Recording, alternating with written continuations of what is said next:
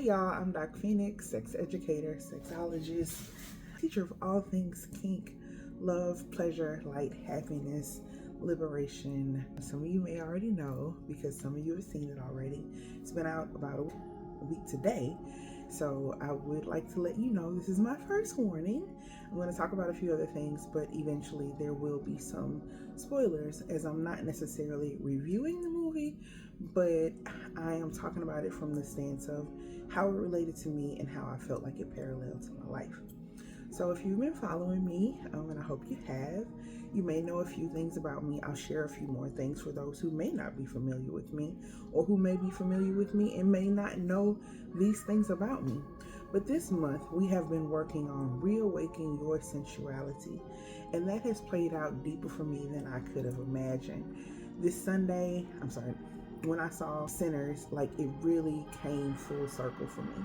So a few things I've just kind of been talking about: reawakening your sensuality because it's spring, and spring is all about renewal, and a few holidays. For many people, it was Easter or Resurrection Sunday. For some people, it may have been just a regular Sunday. And for others who partake or consume, it was 420. But what was really significant about that day, outside of spending an amazing time with family and friends, cooking, just communing in ways that, if you know me, you know how deeply it hit me as far as it feeding my soul. Just the experiences I got to have on Sunday, which were very simple for some, but for me, it was just amazing. So I started out with an interview. I was invited by Goddess Phoenix and Goddess Blue Moon to speak about the intersectionality of Southerness, sexuality, and spirituality. And so we just had like a great conversation for an hour and a half about those things.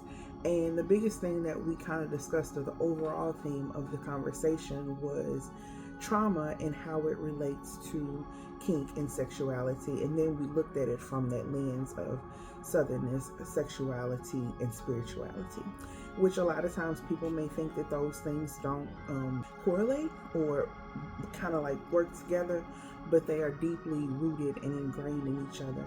And when I saw the movie Sinners, I was just like, yeah, this has tied everything together for me. So I couldn't wait to share with you guys like what I saw, how I felt, my raw emotions during the movie, and how it paralleled and coincided with my theme for this month and the things that have occurred to me this month. So, like I said, again, if you have not seen the movie Sinners, this is going to be full of spoilers.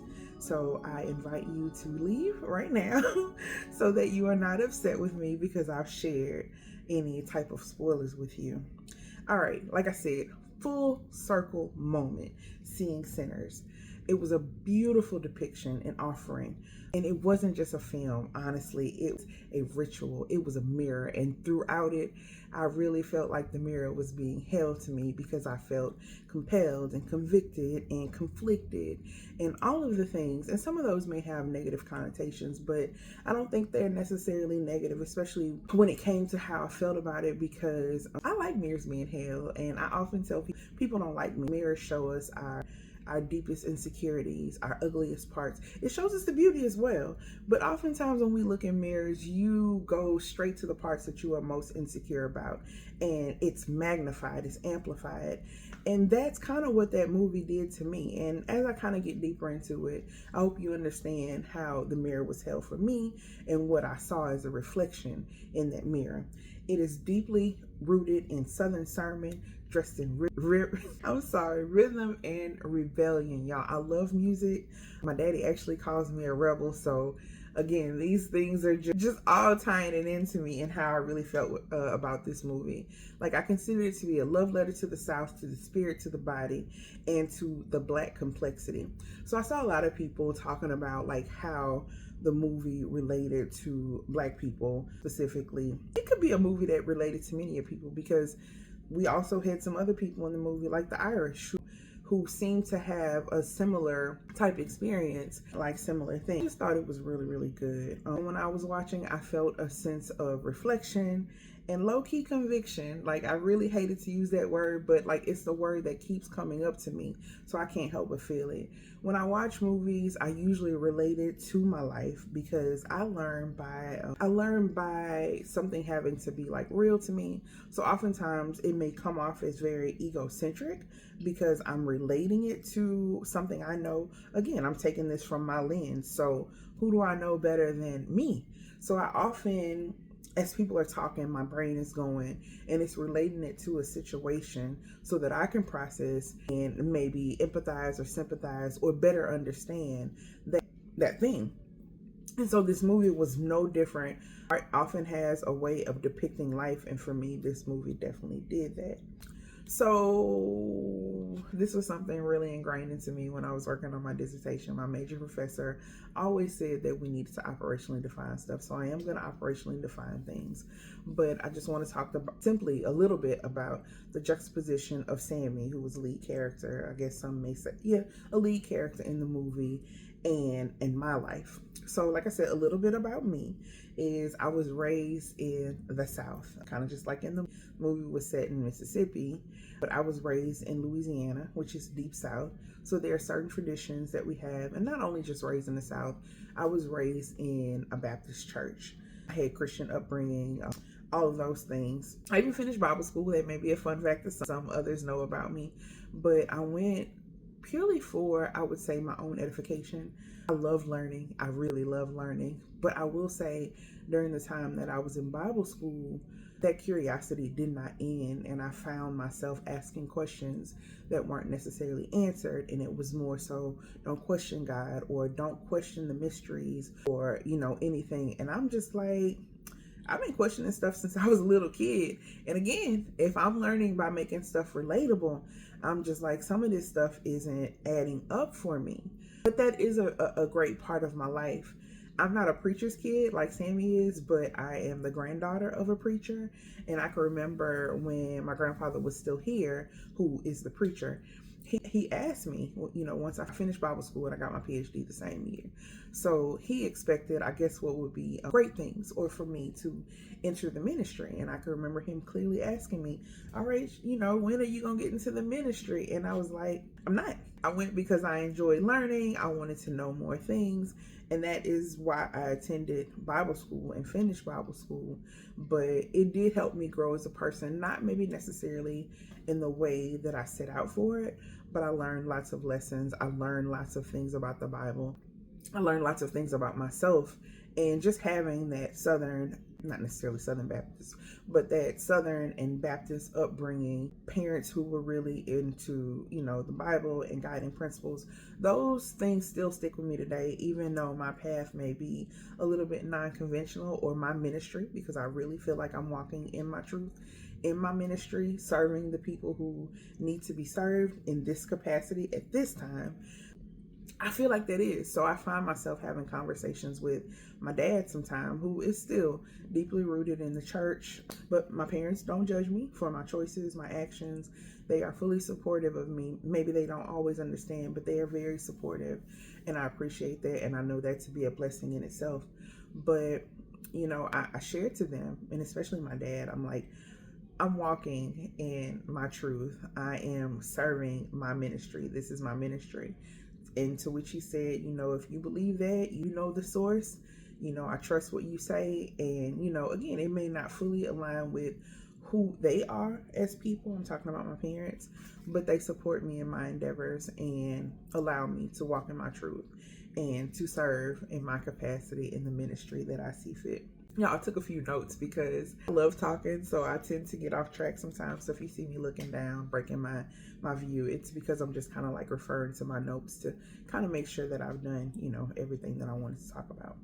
So as I watched the movie yet again, seeing Sammy grapple through physical battle with demons, and how they were depicted in the movie, because of his anointing, I couldn't help but think about the parallel that I had. And if you watch the movie, you know that the ultimate decision that he made, and it's quite easy for us to look and say, after all he went through, he still decided to choose the path that he chose. But I was convicted. And as that thought went through my head, like, really? Sammy, you just went through all of that. And I was immediately stopped in my thinking, because I'm like, hold that mirror, look at it, and see what it is that's reflected in you that made you even want to open your mouth and say that. And I was quickly shut up from my thought of, really, after all that, you still decided? Because I know my teachings, my upbringing, gift that has been placed in me, and how I feel like I'm not going to even say chosen to use it. I do feel like this is a calling, this is a ministry that I'm supposed to be in. So I saw the parallel between Sammy's battle and decisions and what he had been raised, which was still in his heart. But he ultimately made a decision to use his gift, maybe just in the way that he saw fit. And I kind of see that that's what's happening to me. We all have vices, we all have sins. They just look different. So how dare you, me, anyone else look and say, oh, you're a sinner, you're gonna do this, this, and that. When by definition, we're all sinners. So in just defining that, because again, we're gonna operationally define stuff. A sinner is defined, and we're taking it from a biblical sense, because that's kind of the whole background and undertone of the movie. It was very biblically based. So a sinner is a person who transgresses God's law or standards. Its term is used to describe those who consistently disobey or reject God's teaching. Sin in the context is the act of disobeying God's commandment. It's a little more detailed. The Bible defines sin as a transgression of the law, meaning it's an act of breaking God's rule. It's missing the mark. It's failing to meet a standard. It's signifying deviation from God's righteous way. Sin is defined as not meeting God's standard of righteousness, doing what's right in his sight. In various contexts, it can be those who openly violate laws, those who live or disregard ceremonial practice, and those who just commit specific vices or crimes. And I mean, we could look at ourselves, and I think about even lying. We lie by, omission and commission. So sometimes we don't think we're lying, but if we leave out a little bit of part of the story, then that is considered to be a lie. Like all of these things that we grapple with, and we ultimately choose to do what it is that pleases us at the time. Our vices, which could be drinking, eating, gambling, sex, all of those things, if we're going by definition, are considered to be sin. So we all fall short of the. So as you look to convict or to call somebody else a sinner, just hold that mirror and let it be known that you too are a sinner, just maybe with a different vice. And I think if we kind of look at life that way, it would help us be a little bit less judgmental about people and understand that we are all going through something. We are all battling demons, but we're all just doing the best that we can based on the principles that have been, taught and instilled into us. All right, so let's kind of get into the movie. I know I spent all that time talking about the parallel, but let's get a little bit more into the movie. One of the biggest things that really stuck out for me was the music in the movie. I just couldn't wait to get out and I took that night to kind of process it. I actually went with some others and we talked about it. And I was like, oh, can't wait to just, make some more connections, understand like the deeper meaning of what was going on, because I left there and it was just so much going on that I couldn't even fully process what I had just seen. Overall, I will like to say I thought it was a very great movie, great depiction of like all things. The cinematography was excellent, the acting was excellent. Ryan Coogler was very intentional with the message that he had, and even though I've seen people process it or see it in different ways, because again, we all have a different lens, I just thought it was amazing. And I've seen some reviews, of what he intended it to be. But art, of course, it is interpreted by the eye of the beholder, and that's just what it was. So several of us have had different interpretations, saw things that maybe others didn't see, but we are holding things from our particular lens. The music in the film was amazing. Like that's one thing I could say. It moaned, it was rising, it wept, like it told a story.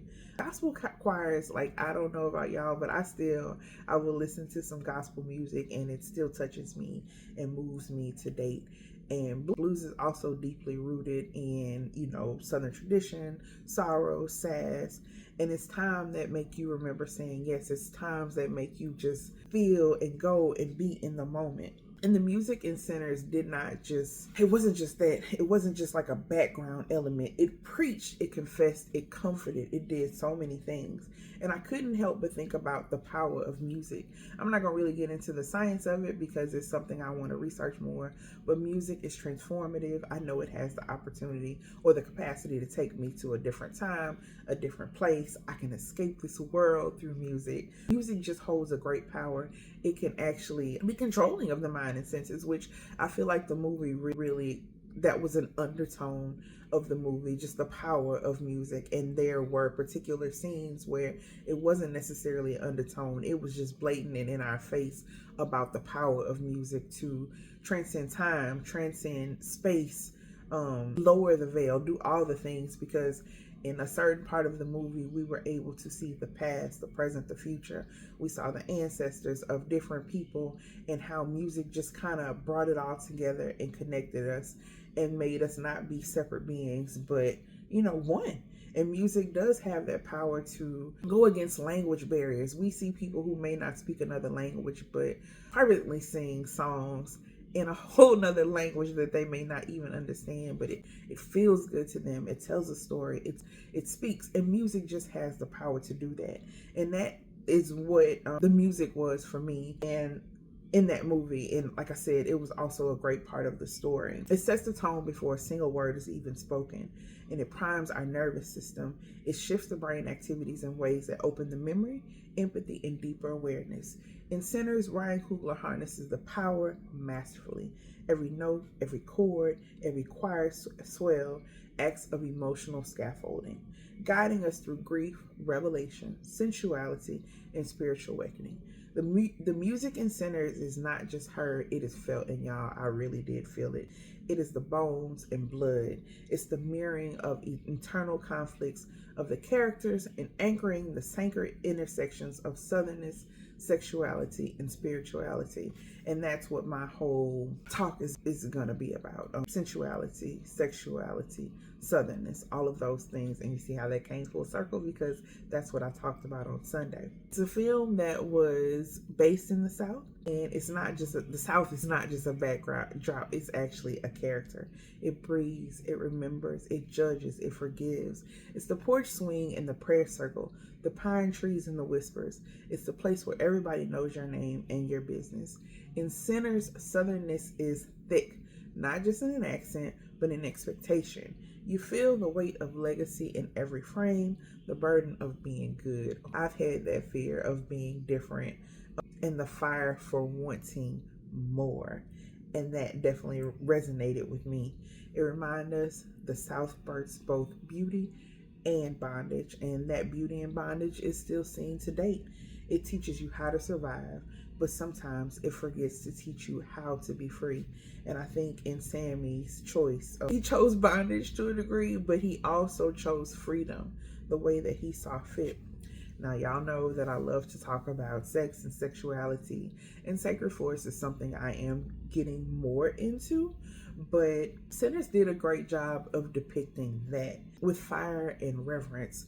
So if we talk about sexuality, we were able to see several of the characters interact with different people, and their sexuality and sensuality show up in different ways. And I'm going to get a little bit more into that as I discuss the another little undertone of the movie about choosing the right woman. And I'm not villainizing any particular character, because I do feel like those characters aligned appropriately with who they saw fit. But each of those characters had some type of sexuality and sensuality and sacred force behind it that ultimately became the guiding principles for their lives here and lifetimes after, if I would say that. Sex in the film is not just a guilty pleasure, it's a form of truth telling. It's where the body speaks and the soul is tied to the present. And in a world where Black sexuality is often silenced or stolen, Coogler gives it back to us with consent, with care, and with complexity. And if you haven't seen the movie, like, I know I'm going to go see it again, and I usually don't watch movies more than once, but I know there are pieces of it that I actually want to go back and see. but the sex in the movie, it wasn't like dirty. It was almost like ritualistic, and it paralleled the lives and choices that they made. There's a love scene in there that actually felt like a baptism. Another felt like a breakdown, and each one told the truth that sometimes your desire is liberation, and who is to determine what liberation looks like to each of us. And I think every scene in there that dealt with sexuality and sensuality was a form of liberation. Some may see it as bondage, some may see it as liberation. And it also let us know that our body is not our enemy, it's our altar. And sexuality, sensuality, sex, all of those were just, really present in that movie. And I think he did a great job of depicting that. Another thing, like I said, I wanted to talk about the spirituality in the movie. It was thick. It was a lot of spiritual elements that went in. If you took it from the standpoint of the Bible and that type of spirituality, or if you took it from the standpoint of one of the leading actresses, Annie's, who prayed, but also was deeply rooted in her ancestral spirituality. She was a healer, and she mentioned root work and all of the things that we're often afraid of because we may not know a whole bunch about. And those types of things have been frowned upon or seen as taboo. But spirituality can exist in several different forms.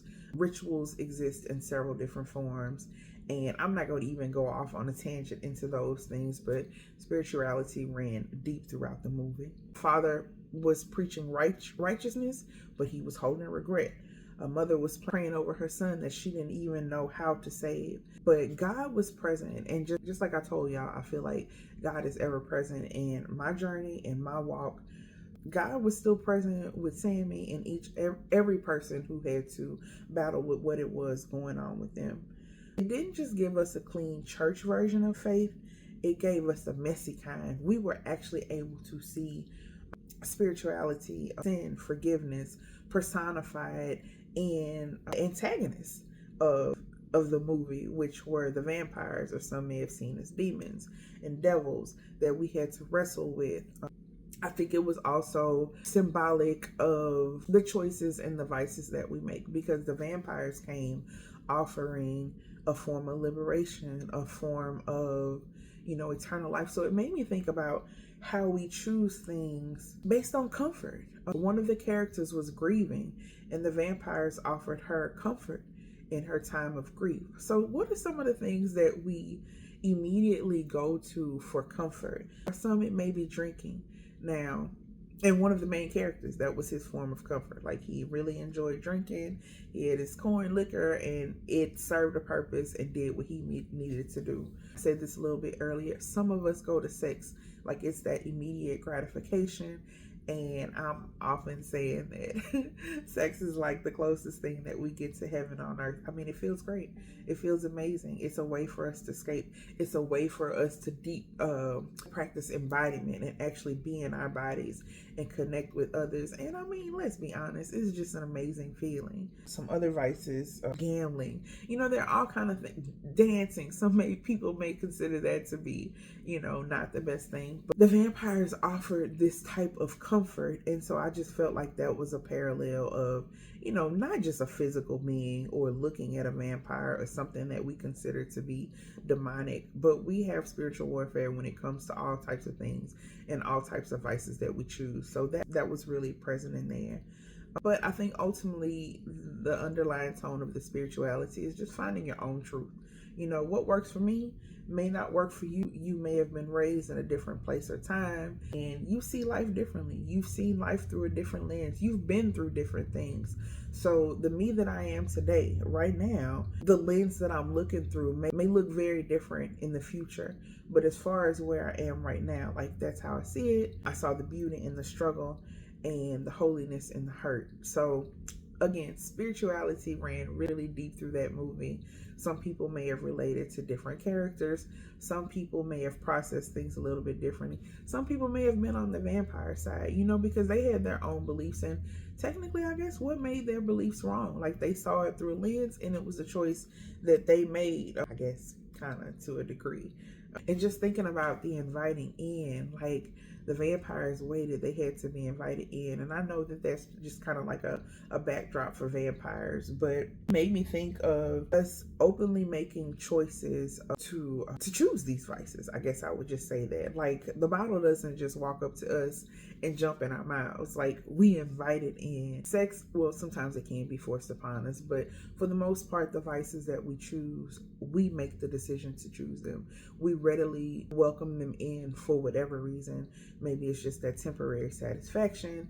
It's that thing that comforts us, but it's welcomed in, just as the vampires had to wait to be welcomed or invited into the space.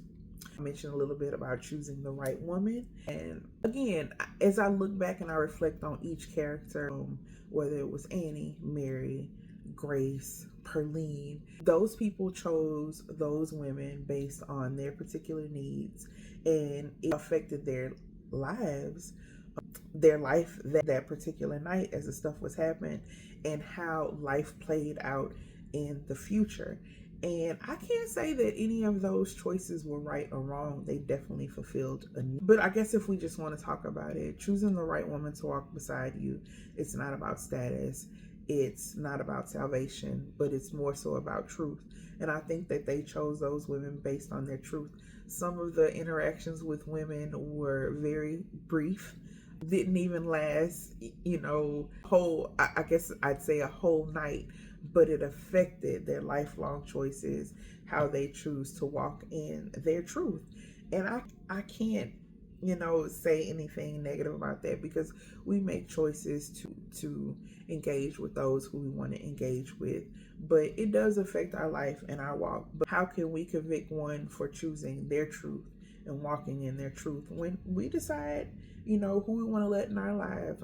And sometimes we choose to dance with the devil, and it's a choice that we've made. So you deal with the consequences as they come. Just like I said, this movie was like a mirror oftentimes, and I'm going to speak from the woman's side because, that's how I identify. A woman isn't there to fix you. And sometimes we as women really feel like, oh, I want to fix it. I want to be the strong person. I want to do this and that. Well, that's not our purpose. Is to be a reflection. We are the mirror and we are the map.